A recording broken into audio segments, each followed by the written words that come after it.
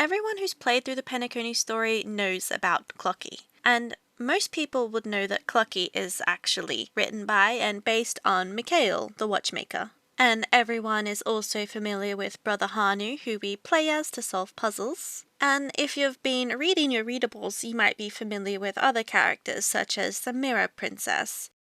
And I'm sure most people have caught on to this fact, but if you haven't, the cartoon is actually inspired by Penacony's past. Every single character and location is directly inspired by something, and though we can't be 100% sure that it is the true history, especially when, history fictionologists might be involved. But it is definitely a very interesting and thematic way for Hoyo to tell the story of Penacony. But admittedly, if you're not keeping up with anything, it can be really confusing for the average player to understand what's going on. And you've also got a few different sources that directly contradict each other. So I've decided to dedicate an entire video to decoding the Clockie Cartoon. I'll be going over everything in chronological order, but because the story is so long, I'll be rewording it and replacing the characters with their real counterparts, if I know who they are, and I'll leave anything I'm not sure about as it is. Without further ado, let's start Part 1, the Prologue. This story begins on the Astral Express, where Mikhail Char Legwork travels as the mechanic, alongside the navigators referred to as Master Hat and Armchair Boy. We know Master Hat is actually Falcon Amundsen, and Armchair Boy should be Granholm. Mikhail gained the position of mechanic with his impressive feats of just knowing how to repair a broken clock. Once the Astral Express was greatly damaged while trying to traverse the Sea of Stars, but Mikhail's repair work allowed them to escape disaster in the nick of time, and Falcon rewarded him with his treasured pocket watch that was actually a compass. Falcon also taught Mikhail everything he knew about navigation. One day the Express ventures to a planet ravaged by vicious snowstorms. Falcon loses his hat, but Mikhail valiantly braves the storm alone to retrieve it. Then they arrive at another gloomy planet. The sun here was growing dimmer, and the residents were being tormented by foes referred to as bombheads. Mikhail comes up with the idea to evacuate the town, lure the bombheads into the town, and blow them up with gunpowder. The plan works, but the villagers want to leave their doomed planet and take refuge on the Express. Mikhail lies to them, telling them that the Express was blown up, and forces them to face reality. Falcon decides to fly into the sky, luring the remaining bombheads to the dying sun, and setting off a chain reaction that reignites their sun. Unfortunately, Falcon never returns to the Express, and Granholm holds onto his hat. This is the same hat that eventually makes its way to the hands of the Trailblazer. Much time passes, with many passengers of the Express coming and going. After some time, they arrive at the Zarina Earth system, referred to as the Mirror Kingdom. I believe Mirror is used as an analogy for Memoria. Unfortunately, the Zarina Earth system does not welcome outsiders, so the Express was captured at the palace. To escape, Mikhail uses his similar appearance to the natives and a bit of makeup in order to blend in, and is eventually sent to the Imperial Palace to embark on an adventure. One night, he bumps into Rosalina, referred to as the Mirror Princess. She had a vast knowledge of Memoria despite having never left her palace, and the two bonded over a shared love of adventure, with Mikhail recounting stories of his own adventures. She longed to explore the stars and advance her research in Memoria. Eventually, he returns to the Express and is ready to leave, but he's still thinking about her. He really wished that she'd be able to join. He didn't notice that Rosalina had already snuck out and boarded the Express without anyone, including her father the king, knowing. The Astral Express crew warmly welcomed her, and they fled the system, pursued by soldiers that were ordered by the king to retrieve the princess. The soldiers had never traversed the stars, and thus they fell, one after another, failing their mission. Then they arrived at the frontier planet named Frati. The people there told the Express crew about a villain named Tiernan, represented by the character Captain Revolver. Mikhail and Rosalina track him down, but he reveals that the village chief is trying to sell off the planet to the IPC. They confronted the town, but the people actually agreed with the chief, and thus they were chased out of the town. With an apparent admiration for a legendary navigator of the Express named Oakley, the one that the Musketeer set tells us about, Tiernan joins the Express to serve as the guard. Mikhail, Rosalina, and Tiernan very quickly become the very best of friends. They cause a lot of mischief for Pom Pom. In fact, that one bubble was very likely from Mikhail's point of view. But they also did a lot of good. One day the Express is invited by the IPC to Penacony, referred to as Nightmareville. Because they owed the IPC a lot of money, they had to go. Mikhail and Rosalina do some research and find out that it's actually a prison. The night before arriving at Nightmareville, Mikhail has a very long and very strange dream about a sea of fire, a swath of darkness, a vast wasteland, and a glorious paradise. Part 2. The Dreamscare Crusade. The horn of the Express blows as they dock at Nightmareville. The town was deserted and truly nightmarish. Mikhail notices some strange noise coming from one of the streets ahead, and they go to take a look. The crew steps out onto the street and sees for themselves the desolate wasteland. Flames lick at dilapidated wooden houses, and IPC agents roam through the ruins. Mikhail asks, "What on earth is going on here?" His curiosity drives him to keep pushing on. Mikhail and the crew come across an intoxicated Mr. Salsa, referred to as Soda Bottle. He wants to give the crew the bubbly potion in his hand. He introduces himself and asks if they want to try his Soul Glad. Mikhail doesn't want to drink the soda, but the crew buys quite a few bottles, unable to resist his marketing. They find an abandoned mine stacked with sparkling gems, which seem to be the town's treasure vault. Despite the crew warning him not to, Mikhail can't help stealing a few gems. One very cool dude named Hanunue stumbles across the crew inside the mine. This is Brother Hanu. Faced with these strangers, he grunts before lifting up his rocket launcher without hesitation. Mikhail begs for mercy, but Hanunue arrests everyone. They're saved by Mr. Salsa, who turns out to be a friend of Hanunue's. With Hanunue's permission, Salsa tells the story of Nightmareville to the crew, who all listen attentively. The townsfolk here suffer attacks from the IPC all year round, and it wasn't until a shooting star fell that Hanunue started leading everyone to rise up. The shooting star is the Stellar Run. Only after hearing this story does Mikhail come to really admire the courageous Hanunue. As the crew is talking with Hanunue, they're interrupted by Boss Stone and his minions. This should be Diamond, or another high-ranking IPC member. In the battle against the IPC, Rosalina is wounded so badly that she falls unconscious, deathly ill. Without saying a word and with complete disregard for personal safety, Hanunue steals herbal medicine from the IPC and heals the princess. But this isn't a romance drama. Rosalina doesn't fall in love with him or anything. At night, Boss Stone launches a sudden ambush on Hanunue's stronghold. The crew and townsfolk have nowhere to retreat and are forced to fight off the IPC agents. Faced with combat, Hanunue's confidence puts everyone at ease. Mikhail and Hanunue temporarily defeat Boss Stone, but if the IPC don't leave, Nightmareville will always remain locked in nightmares. Good-hearted Mikhail and the Express crew would never turn a blind eye to this. They decide to help Hanunue, and the townsfolk take back their happiness. After an arduous battle, the crew and townsfolk emerge victorious, fending off the vile Boss Stone. Hanunue tells Mikhail that Boss Stone still has many lackeys and will soon make a comeback. It turned out that the IPC had fooled the Astral Express crew. The truth was that the townsfolk had had enough and started revolting. Naturally, the Express crew will never sit idly by against ruffians that oppress the innocent. They decide to help Hanunue and rush into the fray, but this isn't just some playground tumble, it's an actual war. A war that is far more brutal than Mikhail could imagine. To beat Boss Stone, the entire population of Nightmareville has to team up. Hanunue and Mikhail encounter Sister Wildflower, who is being hunted by Lieutenant Chitters, an IPC subordinate of Boss Stone. "If you want my help, you have to save me," she says. Hanunue effortlessly rescues her and she gifts him with a flower. Mikhail says he was totally blushing. Mikhail also comes across a crybaby, a mourning actor that happens to be one of the townsfolk captured by Boss Stone. In exchange for help, they demanded a sad story, so Mikhail tells the story of Falcon, and the mourning actor accepts, telling him, "That's a real tearjerker. I hope you'll be even sadder in the future." Then Mikhail meets Mr. Lakika Alfalfa, who used to be one of Boss Stone's lackeys. He says, "If you want my help, tell me what's in it for me." Mikhail takes out a piece of treasure from the Astral Express, and this covetous one instantly joins the squad. Seeing Hanunue's squad grow, Boss Stone starts to become worried and decides to launch an ambush on Hanunue's panic room. Many townsfolk are injured in the attack. Hanunue then calls up his allies to defend against the surprise attack, and everyone joins forces to beat the IPC. Despite victory, the number of casualties is tragic. To commemorate those townsfolk and crew who gave their lives, Hanunue hosts a funeral and Sister Wildflower sings. On this day, Hanunue gathers all his friends. He only lets out a cool humph, but everyone understands his intentions.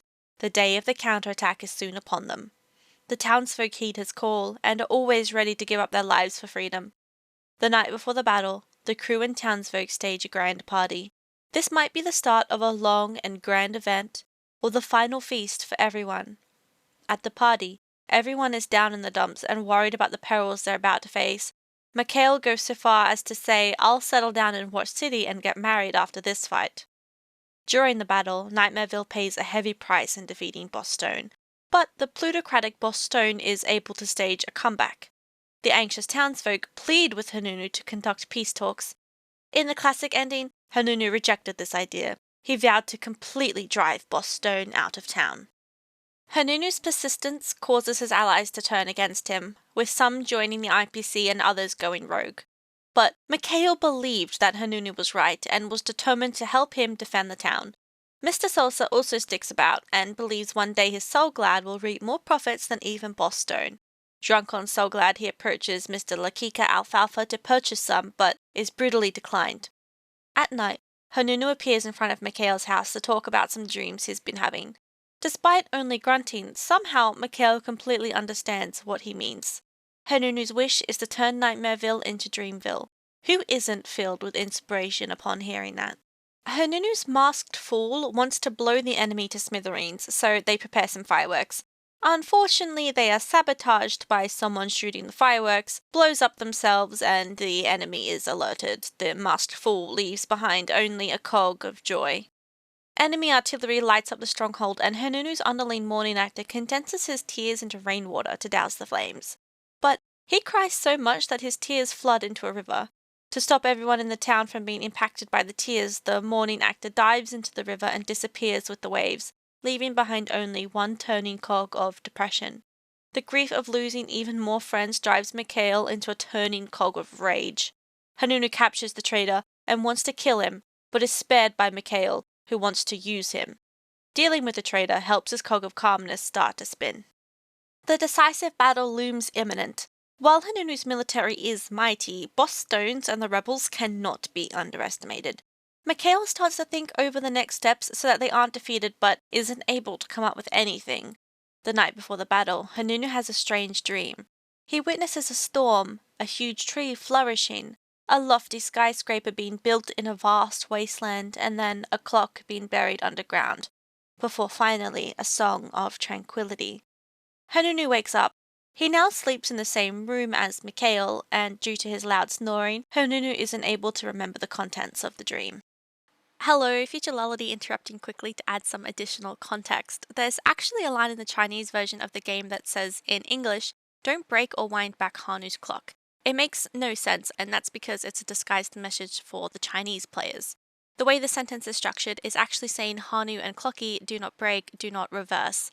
This is fandom slang, which actually means that the Hanu and Clockie ship are not to be separated or broken up to be paired with anyone else, and their positions are not to be reversed, as in, Hanunue is always the top between the two of them. This is their way of telling us that they are in fact intended to be a canon couple at this point in the story, not just best bros who decided to share a bedroom. Thanks for the clarification, Hoyo. Okay, back to the story. Finally, Hanunue wins the war. He redraws the boundary lines of Nightmareville and pronounces it is no longer territory under Boss Stone's control. Everyone has now regained their rights, the right to life, liberty, and the pursuit of happiness. With the war won, the Astral Express prepares to leave. But Mikhail has no plans to leave Penacony just yet. He tells Granholm. Where are you going, Legwork? It's time to head to our next stop.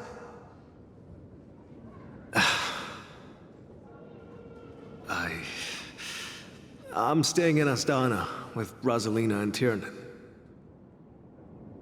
I see.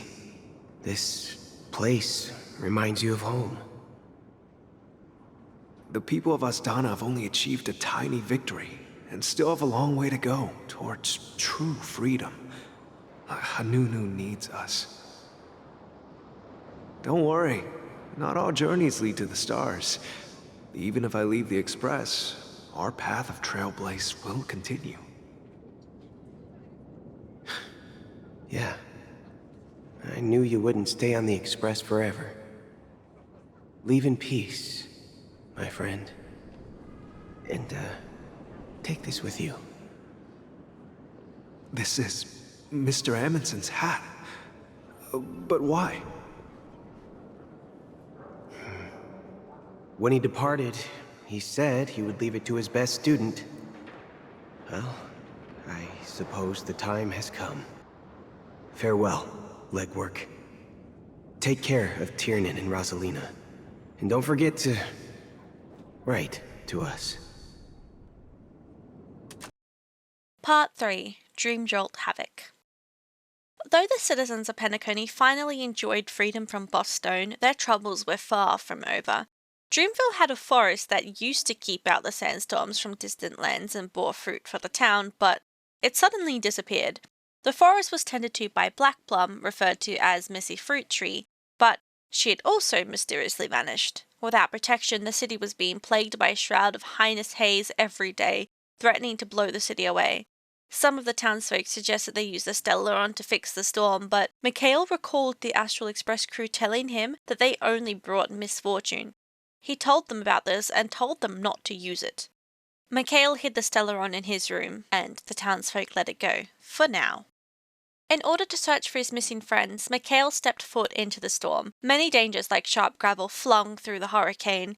He had the brilliant idea to use some old parts from the Astral Express to make a glider to soar through the skies, but the fabric was blown away by the stormy winds and he lost balance, swept away. He had to make a long journey back, made slower because he didn't know where he was. Thankfully, Rosalina is able to guide him back, her light faint, but just enough to show him a path. While Mikhail searched for the truth, Hanunue protected the town. He discovered a suspicious figure on the outskirts who turned out to be a lackey sent by Boss Stone. Hanunue rescued some hostages taken by Boss Stone and sustained some injuries. Mikhail comes across a suspicious Lakika carrying a large sack of fruit and looking rattled. He interrogates him about the origin of the fruit, suspicious that it was stolen from the missing Black Plum and her trees. Lakika flees without saying anything. Mikhail had a very bad feeling about this. When he reaches the border of the town, he discovers the truth about the storm, that the hedge of trees had withered and Black Plum was gone. Boss Stone's army was swiftly approaching, and Hanunue's situation became critical. Regardless, he had to make the traitor Lakika pay for what he had done. Before Boss Stone could catch him, Hanunue aims his rocket launcher straight at Lakika. The traitor tries to bargain with him. Hanunue, you have no fruit to sate the people's hunger, and no gems to set their hearts at ease. I'm the one who brought these resources, and you cannot... Hanunue pulled the trigger, sick of his excuses. Alternatively, the Hanu's Adventure series dialogue suggests that he wasn't killed by Hanunue, but rather sentenced to death by the council. When Mikhail finally returns to town, it's quiet. He finds Hanunue had been captured by Boss Stone, but as a member of the Astral Express, Mikhail would never give up. He uses an IPC uniform to disguise himself as Boss Stone and sneaks around until he finds some of Black Plum's seeds to stop the storm. He hides the seeds inside of Sister Wildflower's fields, then hands over one of his cogs. Boss Stone learns that he had found the seeds and immediately sends 22 of his most trusted employees to hunt down Mikhail. Captain Python storms into the cockpit of the Express and stops the engine, but fails to notice Mikhail in disguise. The next events seem to also be covered by the Hanu's Adventure series, but there's a few differences, namely the presence of gopher wood. There are some quotes in italics that seem to be memories, so I'll be using it to supplement the story. With the death of his father, Odi Alfalfa takes over as head of the family, vowing to atone for his father's sins. He opens his family's vaults to help Mikhail defeat Boss Stone. Mikhail takes all of it, intent on building a fancy set of armor to save Hanunue. The townsfolk aid in the rescue mission, and Mikhail sneaks into the cells and rescues Hanunue. They return to the townsfolk, but they're still surrounded by IPC agents.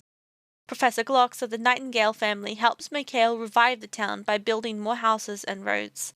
Under the dual siege of both the IPC and the storm, their resources are being depleted.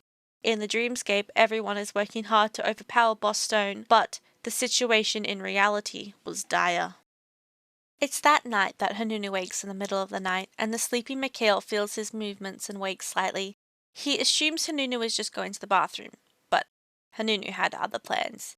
He heads into Boss Stone's base alone, hijacks one of the armored mechs, and finds their ammunition warehouse.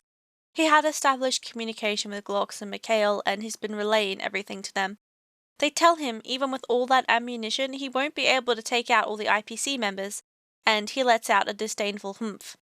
Mikhail understands what he means and starts begging him. Wait, Hanunue, no. Hanunue chuckles. Mikhail keeps begging. Stop it, Hanunue, you can't do that. Hanunue humps disapprovingly this time. Mikhail continues. Don't go, Hanunue, what should I do without you in Penacony? This time, Hanunue is resigned. He stands beside the firing button and he says, I'm sure you can do it, because you are the Watchmaker. And he steps on the button. A violent explosion of fireworks blows up the mansion and several nearby houses. Mikhail sprints to the location of the explosion and finds nothing but debris and a small hat.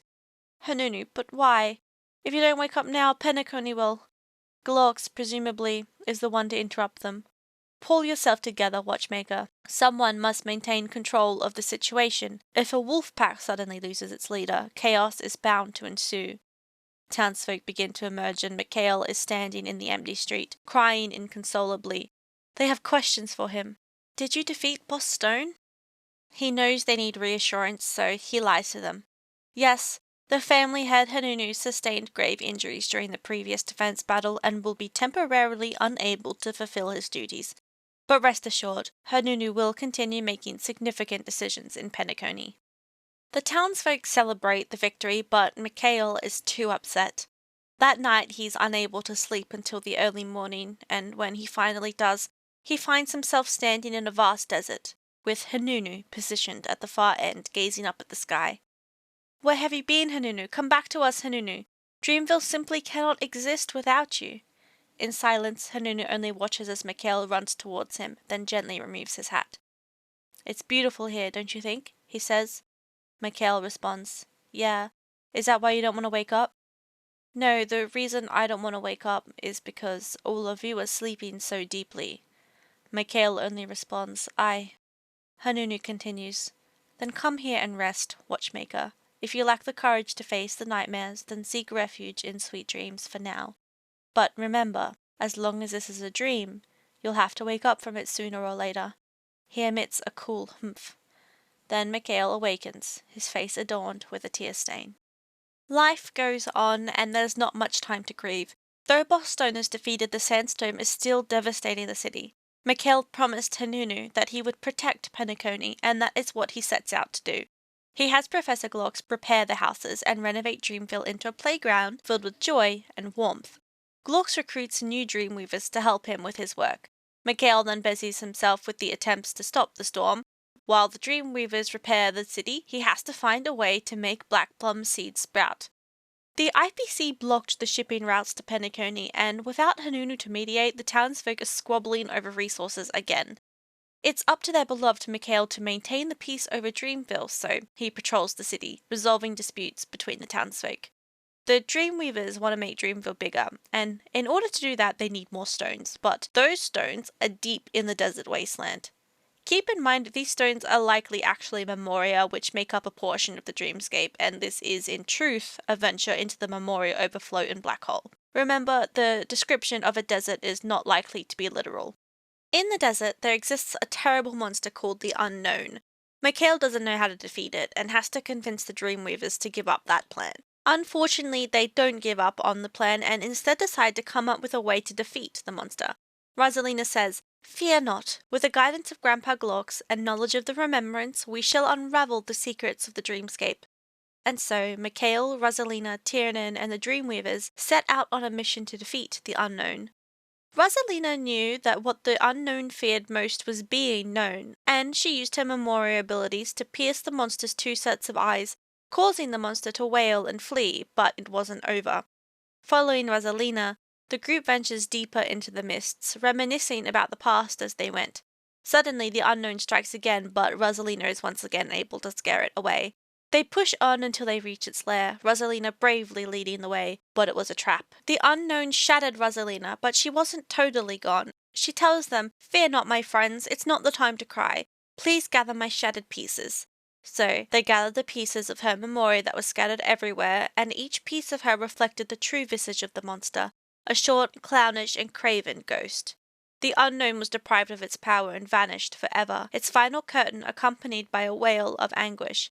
Having fulfilled her purpose, Rosalina could not even utter her final words.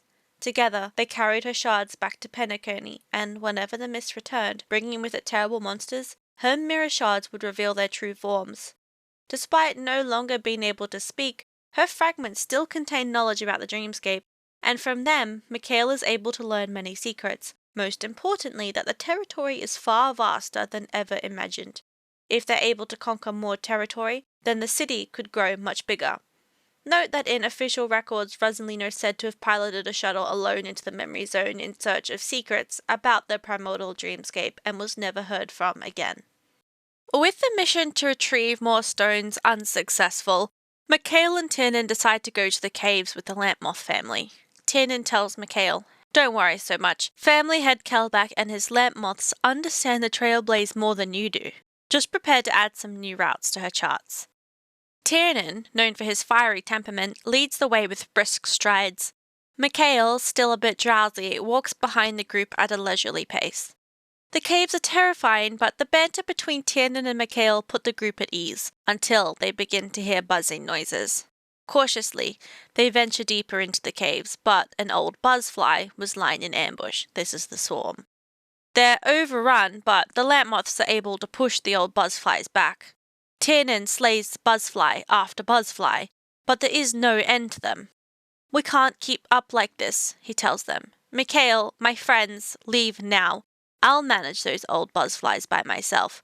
But Mikhail starts, "No buts. I'm Captain Tiernan. I won't lose to the likes of them." Just as he told them, the rest flee until exhaustion takes over and they cannot run any longer. When they return to the tunnel, the battle has concluded. Phosphoric scales are scattered everywhere, illuminating the path. The buzzflies had devoured everything except the stone here. Mikhail calls out, "Tiernan? Lampmoth? Are you there?" There is no reply. Tiernan and the Lampmoths never return, but the town is repaired with the stones. Sometimes, sunlight would filter through the cracks in the tunnel, illuminating the fading phosphorus powders, but those sparkling colours always made Mikhail feel as though someone was trying to talk to him. Though Mikhail believed Tiernan to have died here, we discover that actually he had been saved by a group of bounty hunters, fought the Emanator of Destruction, the Lord Ravager Zulo, and survived. And when he died later, he became a sin-thirster and at some point in the past was guided out of the nihility by the river guardian Acheron. He bestowed upon her his last wish. Note that the credits list the mission they went on as to reopen the Silver Rail during the Civil War, rather than finding resources to build the town. While Mikhail was gone, the townsfolk took the opportunity to steal the Stellaron from his room and wished upon it to become happy. A fog disperses throughout the town and the townsfolk fall into a coma. When Mikhail returns, he finds the Stellaron has disappeared and nobody is wandering the streets. His closest friend and roommate Hanunue was gone, and now so were his friends from the Astral Express, Rosalina and Tiernan. He was all alone and still more and more problems arise that now he must deal with all by himself. It's around this time that Mikhail declares he must be more like Hanunue, must surpass Hanunue, and resolves to uncover all the secrets of the desert. He sets off to find more allies who can aid the town, and, in the distant desert, really the memory zone, a very cool figure is gazing at the dedicated Mikhail and emits a cool grunt. In his desperation, Mikhail sends out a distress message into the vast eternal ocean and waits for news every day until finally, one day, he receives a message from Charmonyville. A kind person, Gopher Wood of the Oak family, referred to as Old Man Wood, was willing to offer him a helping hand. In the height of desperation, Penacony welcomes a new guest. Gopher knew about black plum seeds, but getting them to sprout would require the power of the Stellaron. But it had to be nurtured by the memories of great adventures. Mikhail gathered up memories from his journey so far, the steering wheel of the Astral Express, Tiernan's bullets, and Rosalina's mirror. The seed begins to sprout and grows into a small tree, but it attracts horrifying beasts all drawn to consume the little tree. Mikhail stopped at nothing to defend it, and soon it grew into a towering giant tree. Its lush foliage blocks the wind, and the sunlight through the canopy lifts the fog and arouses the townsfolk from their coma. The disastrous storm has finally been quelled. When Mikhail sleeps, he dreams he sees the kind Rosalina, the brave Tianen, and Hanunue, who is recuperating in a far place. Mikhail knows that they will accompany him in his dreams. Part 4: Dreamyth Escapade. Despite fixing the storm, the town was still in ruins and winter was coming. The townsfolk were cold and hungry, but it was a work in progress with the Dreamweavers and the aid of Gopherwood. Mikhail is aware of the Stellaron in the tree, and after some discussions, Gopherwood retrieves the Stellaron from the tree. It's then split into 12 fragments, with one fragment buried inside Dreamville. The barren land becomes fertile with blooming flowers and flourishing vegetation. The ordeal in Penacony disintegrates under the influence of the Stellaron, and Gopherwood takes to safeguarding it in his home. Despite the prosperity, Mikhail is still wary. He must be prepared for anything, so he tries to find allies without much luck. While he's away, the townsfolk dispute with Gopherwood, not wanting to listen to an outsider they didn't trust. Gopher forgives them and silently resumes his work. His grace only makes them feel guilty. But as more residents joined Penacony, distrust continued to grow, and they blamed him for the Stellaron disaster sending refugees to Penacony. This is also likely the time that Robin and Sunday lose their mother and are adopted by Gopherwood. The townsfolk were very concerned that he wanted to turn everyone into his saplings. Mikhail notices the discontent and hosts lectures and banquets to give Gopherwood a chance to demonstrate his selflessness, share his message, and build trust with the residents. Opinions remain mixed. After the banquet, Mikhail is approached by one of Hanunue's loyal followers, Little Teddy, who complains to him that he has ruined Hanunue's efforts by inviting the Oak family into Penacony. Grandpa Pine was also disgusted by the way that Gopherwood was mingling with everyone. To drive the Oak family away, Pine comes up with a plan. Pine teams up with Teddy, and together they hire an assassin to target both of the outsiders, Mikhail and Gopherwood. First, the assassin targets Mikhail, but they are defeated effortlessly. They appear again, this time to assassinate Oddie Alfalfa, but Oddie manages to negotiate with Coin. The assassin asks Oddie who he wants them to kill, and Oddie responds, "Perhaps you can consider getting rid of yourself." Teddy, who was the leader of the Bloodhounds at this time, feigns a hunt for the mastermind behind the assassin. Teddy announces that the mastermind must have been Gopherwood. Though Mikhail did harbour some reservations about Gopherwood, seeing him being dragged away only amplified his doubt. The assassin, burdened with guilt, sought out Mikhail and confessed the truth. The mastermind was actually Grandpa Pine all along. Knowing he was innocent, Mikhail frees Gopher and helps him investigate the truth. They find the bill for the assassin, confirming it was in fact Grandpa Pine who tried to frame the Oak family. With the true guilty party arrested, Gopher forgives the townsfolk who framed him and is willing to accept them as helpers. His reputation ascends and Mikhail's faith in him grows stronger. With the citizens satisfied, Penacony's development improves, but the town is still too impoverished and small. They have to explore outside the desert to mine more stones. Mikhail suggests the idea of inviting more friends from neighbouring planets to aid the development efforts, and Gopherwood agrees. Mikhail is aided by Gallagher in refining a lie about the abundant treasures in the desert and creating advertisements. Investors flock, but they have a hard time setting up anything profitable in the harsh conditions. The town continues to grow and Gopherwood settles in his mansion, listening to reports remotely and approving each new regulation. As new residents decide to return to their old towns, Oddie Alfalfa is disheartened and exhausts his wealth by rewarding outsiders who have made remarkable contributions. Mikhail wants to help with governance, but quickly realizes he's not suitable for this job, and his poor sense of responsibility causes more trouble for Gopherwood. Mikhail ventures into the perilous trade of becoming a merchant, delivering essentials in hazardous environments.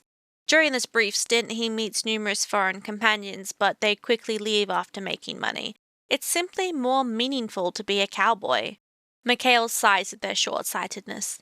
Oddie's reward system is effective at drawing larger crowds to the town again, and Penacony is split into individual private territories. The cowboys stopped heeding the jurisdiction of Gopherwood and often fought Gopherwood over it. These disputes continue until Gopher finally has had enough and sends for their arrest and re-education, saying, "Trailblazers will have to abide by Gopher's laws too." Once under control, Penacony is able to flourish, but the townsfolk are disgusted. They say, "It's true that all of you have made a lot of money, but what's the point when money doesn't benefit us?" Some cowboys become even harder to control. They occupy territories in the desert and are building their own town. Mikhail suggests that they devise a plan to reclaim this land and unify Penacony, which was now a bustling city with myriad buildings and flickering lights. Mikhail and Gopher Wood opt to negotiate with the cowboys. They told them, violence never solves anything. Win and you go to jail, lose and you end up in the hospital. Sister Wildflower helps by singing for both sides, subduing some anger and holding singing competitions, but the cowboys begin to smuggle prohibited goods into the town and add a large number of gems to Soul Glad in an effort to take control of the city. Oddie Alfalfa exerts a ban on Soul Glad imports to counteract this, upsetting Mr. Salsa. Mikhail continues to try and negotiate with the cowboys, but it falls on deaf ears. Angry, Mikhail tells them, if Hanunue was still here, you'd be dead. While Sister Wildflower toured to quell the anger, she encountered lingering remnants of monsters, but neither the cowboys nor Gopher Wood tried to rescue her, and they blamed each other for what happened. The cowboys expel the Penacony townsfolk from their territory and aim to seize even more land. The townsfolk arm themselves, prepared to fight to the death for their homes. Instead of stopping the cowboys from making money, the Soul Glad ban only causes the Penacony townsfolk to pay the cowboys for their illegal imports, and, at Mikhail's advice, Gopher Wood once again lifts the ban on Soul Glad. The cowboys then blow up Gopher Wood's house, and the Dreamweavers rescue him. He sustained some injuries in the explosion, and the townsfolk want revenge. But Gopher isn't swayed by their anger and punishes the cowboys fairly according to the established law. Mikhail feels remorseful about Gopher's injuries and blames himself. He decides he's going to leave this town, so he can no longer hold Gopher Wood back. Before leaving, he leaves a gift and quietly vanishes. Where are you going, Watchmaker? Don't worry, Micah. Just going on a little trip. Someone has to be at the forefront of the interstellar frontier, and I'm the only former nameless in Penacony. So why can't it be me? Because you're all we have! Have you forgotten about Tiernan? The cosmos is way more dangerous now. What will happen to Penacony if we lose you too? But what will happen to Penacony if we don't find a way out? Ah, Tiernan. How could I ever forget him? I've spent countless sleepless nights asking myself why I didn't go with him back then. We Nameless won't stop. Don't worry, Micah. It's just a matter of getting back to my old profession. Just wait for me to come back. But if, and it's a big if I don't come back in one piece, then you'll become the next Watchmaker. The cowboys are not placated by Gopher Wood's generosity and plan another attack. Unable to tolerate it any longer, Gopher Wood enters the desert himself with a previously unseen level of determination, mercilessly extends his branches and begins to ruin the cowboys from within. His acts of kindness disrupted the cowboys, and some truly wanted to join his promised paradise. For those who surrendered, Gopher Wood welcomes them to Penacony. With Penacony reunited again, Mikhail returns to the city, but he's struck with anxiety. It's peaceful, and there's no more bloodshed, but he just can't shake off the uneasy feeling that maybe the cowboys weren't really the bad guys after all. As he dreams that night, he glimpses magnificent skyscrapers and a scenic nightscape of streaming colours and bustling crowds. But, looming above them all, is an overcast sky, suffocating and smothering. Part 5. Dreamjoy Secrecy. With the rising number of tourists, they were running out of room. Mikhail came up with a brilliant plan to make a giant hotel that can house all of the townsfolk and guests. Professor Glorks enlists the help of Lady Vermilion, his student named Joey, to build the luxurious Reverie Hotel. She demanded an exorbitant pay from Mikhail, and only accepted once Gopher Wood offered her plenty of fruit, but she didn't think he was sincere. During the construction, strange visitors would appear occasionally to steal valuable building materials, but Gopher Wood curbed the theft with an iron fist, declaring that anyone who obstructed construction would be made into part of the walls. To gather the necessary materials, Mikhail wandered the wilderness but ran into a pack of robbers. No one came to his aid, and they took all of his money. Security was in a very bad shape. In appreciation for Mikhail, Gopher Wood proposed that a large clock be placed in the middle of the hotel as commemoration, and everybody accepted the proposal. The large clock was hung in the lobby, flattering Mikhail. To promote the hotel, Mikhail wrote to the Astral Express to ask for help distributing flyers, but his messages never made it. Mikhail concluded that they mustn't have any signal in the rough sea of stars. Although the hotel was open successfully, there weren't enough tourist attractions at Penacony, so they made way for the construction of the 12 zones, demolishing some buildings and relocating the residents for free in the golden hour.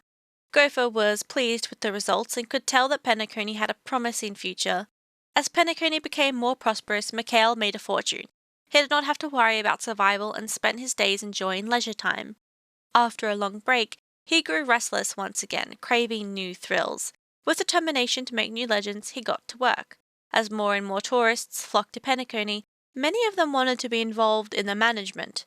To maintain peace, Gopherwood firmly denied them, which upset them, and some started wreaking havoc on the streets.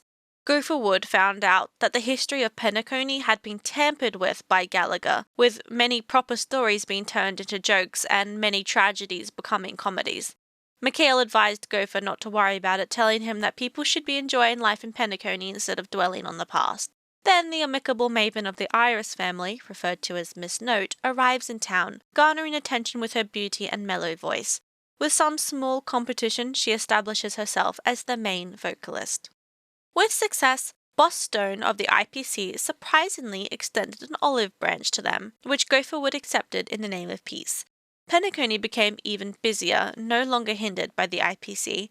Realizing their efforts were in vain, the remaining rebels coordinated an attack, bringing monsters from outside into Penacony, leaving the streets in pandemonium. The Bloodhound family rushed to protect the streets. The rebels had sprinkled poison all over the flower fields, causing the flowers to turn into scary monsters that hurt the innocent. Not even Maven could awaken them. Mikhail found the streets ablaze and rushed to end the mayhem. He filled the streets with seawater, likely Memoria in actuality, and doused the streets to extinguish the fire. In their lavish lifestyles, the people grew more and more drowsy, and Gopherwood's branches continued to grow. Mikhail was deeply concerned and pledged to bring everyone to their senses.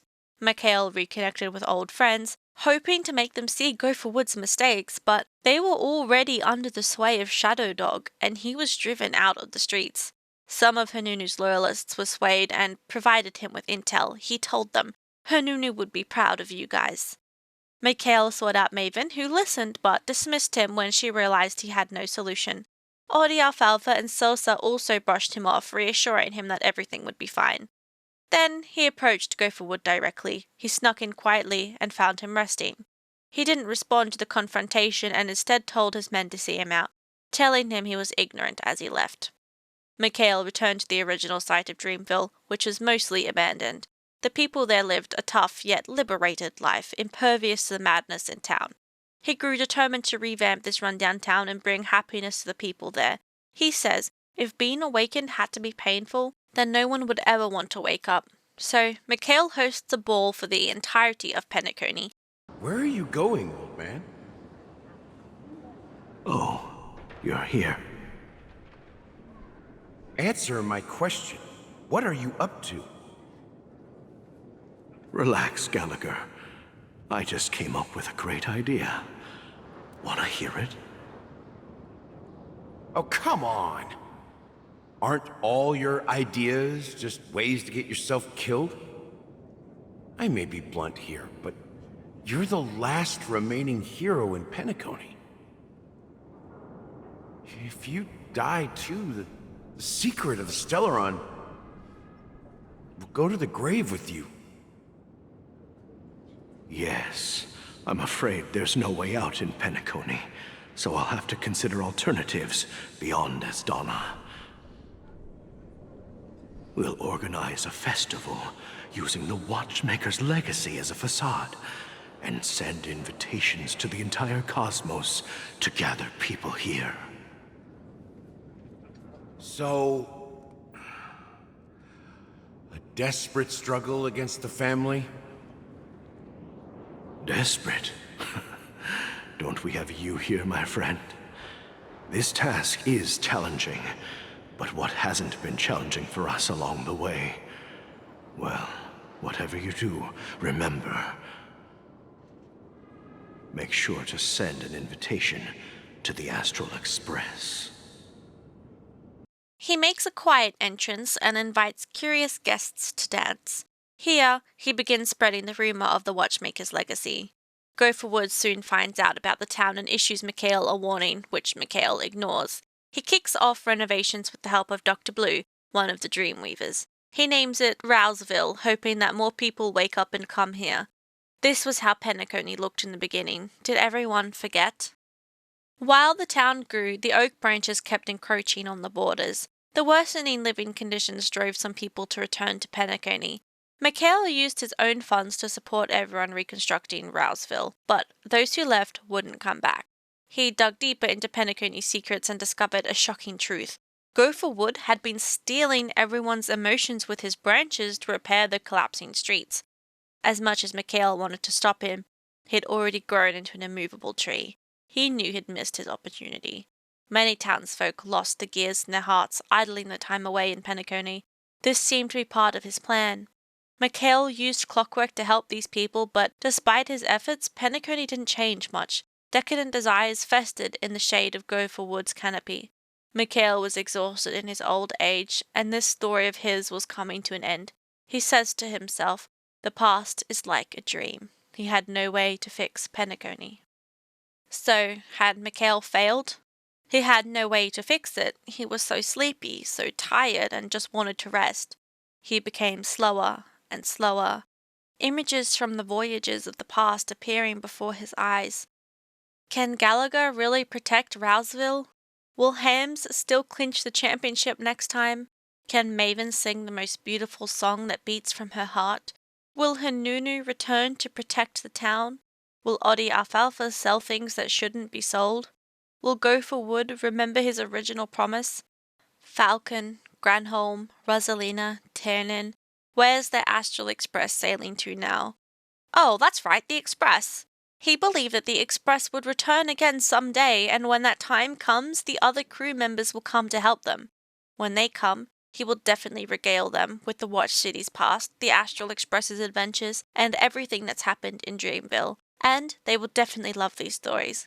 He will surely wait for all the new crew members of the Express. He was reinvigorated and began to move again. In the days to come, he would still protect Rouseville's villagers, cause trouble for Gopherwood, and be wary of the covetous Boss Stone. He had thought this through. When the new crew of the Express takes care of Dreamville Crisis, he will definitely board the ship again, and go on even more adventures. That day will definitely come. Dreamville's dream will one day awaken, and the Astral Express's compass will point towards his next destination. He died a quiet death in a forgotten corner somewhere, with only a handful in attendance at his funeral. In line with the nameless tradition, his crew ticket was returned to the starry seas, and his child's dream continued on in the form of Misha. That concludes the story of Penacony as told through the Clockie cartoons. If you want to read all of the content yourself, I'll put a recommended reading order in the description, and I've made this list so you can refer to it while reading to keep track of every character's identity. If you enjoyed this video and want to show your support for the channel, consider leaving a like and letting me know how you felt about the story in the comments. Personally, I can't help but notice that it seemed like every time Mikhail made a choice, something terrible happened as a result. Maybe it would have been better if the Astral Express never answered the IPC's request to visit the Asdana system, or maybe it wouldn't have been. What do you think? Did you have a favourite part? Do you think the story is true? Did you end up shipping Mikhail and Hanunue as much as I did? Let me know all about it below. Alright, thanks for watching and catch you next time. Bye guys!